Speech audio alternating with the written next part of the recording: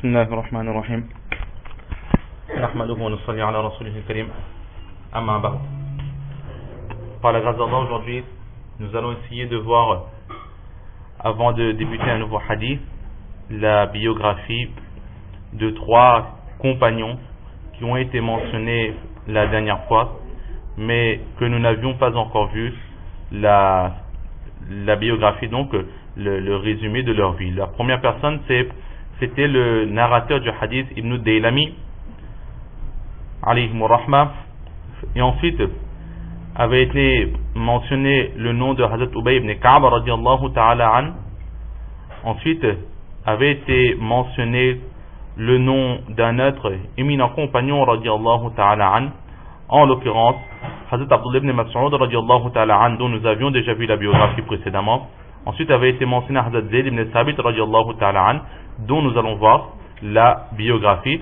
Et Huzayfa ibn Yaman radiallahu ta'ala an avait aussi été mentionné, mais la biographie avait déjà été vue. Donc aujourd'hui 3 biographies: Ibn Daylami, Ubay ibn Ka'b radiallahu ta'ala an et Zayd ibn Thabit radiallahu ta'ala an.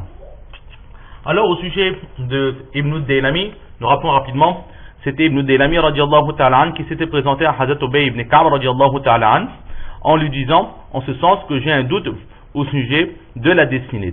C'est-à-dire qu'il ne comprend pas, il ne comprenait pas que la destinée avait été décrétée par Allah subhanahu wa ta'ala. Donc si la destinée est décrétée par Allah, l'être humain n'a plus de libre arbitre, il est obligé d'agir selon la destinée. Donc pourquoi récompenser et pourquoi donc châtier celui qui a fait des péchés? Donc nous avions vu ce hadith, et ensuite Hazrat Ubay ibn Ka'b radiallahu ta'ala, il avait donné la réponse comme quoi si Allah est décidé de châtier les habitants des cieux et de la terre, alors ce châtiment ne serait nullement de la part d'Allah subhanahu wa ta'ala un abus, car c'est lui qui détient tout, il est le maître de tout, il est libre d'agir comme il le veut. Et s'il décide d'être bon, d'être clément avec eux, alors cette clémence sera sur ces créatures meilleures que leurs bonnes actions. Là, c'était pour nous faire comprendre que les bonnes actions ne sont que des intermédiaires pour nous rapprocher d'Allah subhanahu wa ta'ala, mais la décision finale, le paradis ou l'enfer, cela dépend uniquement de la volonté, de la clémence, de la décision d'Allah subhanahu wa ta'ala.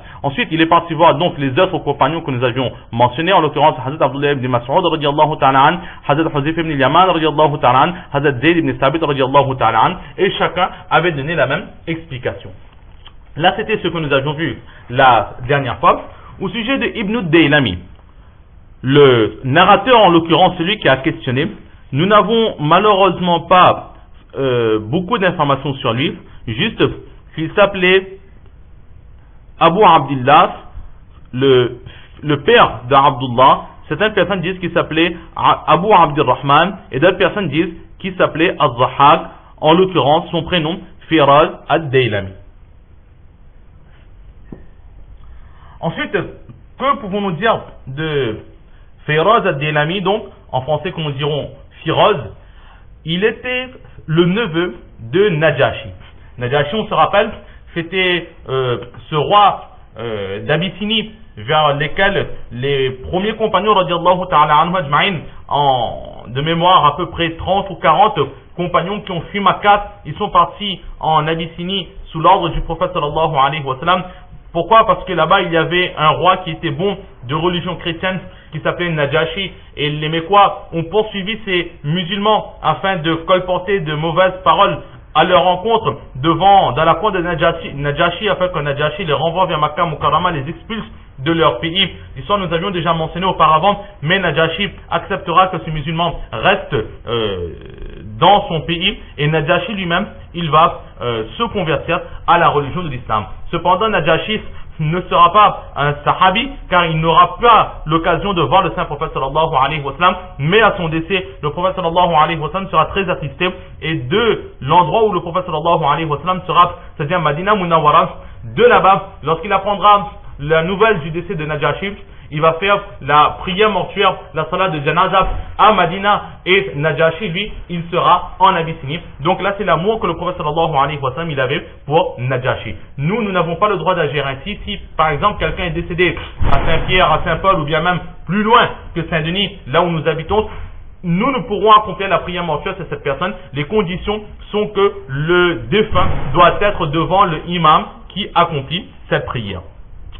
Là, c'était une exception pour le prophète sallallahu alayhi wa sallam. Donc, Firoz ad-Daylami, il était donc le neveu de Najashi. Il était en fait, de comment est-ce qu'il tombait le neveu? C'était tout simplement le fils de la sœur de Najashi. Najashi avait une sœur et Firoz ad-Daylami, c'était le fils de cette sœur. Et parmi ce que Firoz ad-Daylami il a pu faire, c'est qu'il a été celui qui est allé combattre et qui a vaincu Aswad al-Anasi. Aswad al-Anasi, c'était une personne qui, du vivant du Saint-Prophète sallallahu alayhi wa sallam, avait fait l'annonce de sa prophétie. Nous savons tous que le dernier des prophètes, c'était le Saint-Prophète sallallahu alayhi wa sallam. Après lui, de son vivant, il ne pouvait y avoir de second prophète. Et Aswad al-Anasi, au Yémen, il a fait l'annonce que lui aussi il était prophète. Et Aswad, il est parti à sa rencontre et il l'a combattu. Et il est connu aussi sous le nom de Al-Himyali. Pourquoi? Parce qu'il habitait dans un endroit qui s'appelait Himyal. Il est de descendance perse et il a rencontré à plusieurs reprises le saint prophète sallallahu alayhi wa sallam. Lorsque il a décidé de combattre Aswad al-Anasi, justement celui qui a fait cette annonce de la prophétie, avec lui par coïncidence, il y avait une autre personne, c'était Dazway, ainsi que Qais ibn Makshur. Ces deux autres personnes se sont joints à Firoz ad-Daylami pour combattre Aswad, et le coup fatal, c'est Firoz ad-Daylami qui va porter à son adversaire. Et lorsque ce Aswad al-Anasi va donc mourir, le saint prophète sallallahu alayhi wa sallam, à ce moment, il sera dans ses derniers moments de vie, il sera dans sa dernière maladie, celle qui emmènera son décès Moubarak. Alors lorsque Al-Aswad al-Anasi va décéder, va mourir, Allah subhanahu wa ta'ala va envoyer le wahif sur le saint prophète sallallahu alayhi wa sallam, lui annonçant donc la mort de cette personne qui avait fait l'annonce de la prophétie. Le prophète sallallahu alayhi wa sallam sera très malade, et là il dira tout simplement aux personnes présentes que qatalahu al-abdu salih Firoz ad-Daylami, que c'est un serviteur soumis et pieux qui a vaincu Aswad al-Anasi, et c'est Firoz ad-Daylami.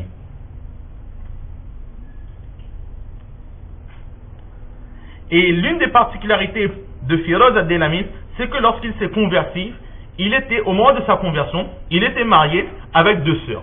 Donc il a fait part de cela au saint prophète sallallahu alayhi wa sallam. Il dit qu'au prophète d'Allah, je me suis converti à l'islam, mais j'ai dans mon mariage deux sœurs. Est-ce que cela est autorisé en islam? Le prophète sallallahu alayhi wa sallam lui a interdit. Nous savons tous la règle de jurisprudence qu'une personne a le droit en islam de se marier avec un maximum de 4 épouses, à condition qu'il soit juste avec toutes ses épouses, mais de ces 4 épouses, il ne faut pas qu'il y ait 2 sœurs. Or ici il y avait 2 sœurs. Le prophète sallallahu alayhi wa sallam lui a dit, choisis une des sœurs et libère la deuxième sœur. Tu n'as pas le droit de garder 2 sœurs en même temps de ton mariage, et c'est ce qu'il fera. Et il va décéder à l'époque de Hazrat Osman radiallahu ta'ala an, lorsque ce dernier sera Khalifatul Mu'minin. Là c'est ce que l'on peut dire sur Ibn Daylami radiallahu ta'ala an.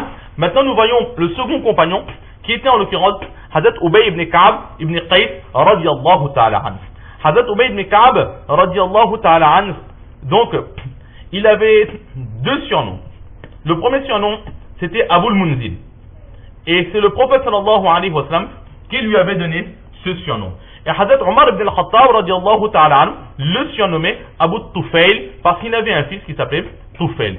Il a participé au Uqba, c'est-à-dire les moments où le prophète sallallahu alayhi wa sallam s'était réuni avec les habitants de Madina Munawwara. Il a participé à la guerre de Badr, et Hazrat Omar radiallahu ta'ala an disait de lui qu'il était le père des Sayyidil Muslimin. Il était, si vous voulez, le père des chefs des croyants, des chefs des musulmans. Et le prophète sallallahu alayhi wa sallam l'avait lui surnommé Abu Sayyid al-Ansar, qu'il était le père des chefs des Ansar. Donc c'était vraiment quelqu'un d'une renommée auprès des compagnons aussi, mais aussi auprès du saint prophète sallallahu alayhi wa sallam. Et Ubay ibn Ka'ab radiallahu ta'ala, il était parmi les savants, les compagnons qui avaient énormément de science. C'est pour cela qu'il était aussi professeur, et parmi ses élèves contre Hazrat Ubad ibn Samit radiallahu ta'ala an, Hazrat Abdullah ibn Abbas radiallahu ta'ala anhuma, Abdullah ibn Khabbab radiallahu ta'ala an, ainsi que son fils At-Tufayl ibn Ubay ibn Ka'b radiallahu ta'ala an, donc d'éminents compagnons aussi qui profitaient de la science de Hazrat Ubay ibn Ka'b radiallahu ta'ala an.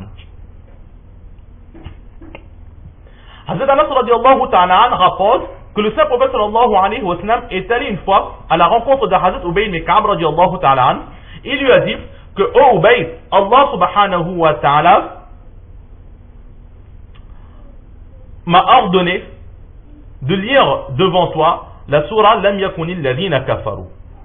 Et là, Hazrat Ubay ibn Ka'b radiallahu ta'ala dira au prophète d'Allah, est-ce que Allah il a mentionné mon nom? Il m'a cité personnellement? Le prophète d'Allah de dire que oui, il t'a mentionné. Et là, Hazrat Ubay ibn Ka'b radiallahu ta'ala il a commencé à pleurer. C'était pour lui une joie que, aux yeux d'Allah, Ubay ibn Ka'b était considéré comme un des serviteurs d'Allah subhanahu wa ta'ala.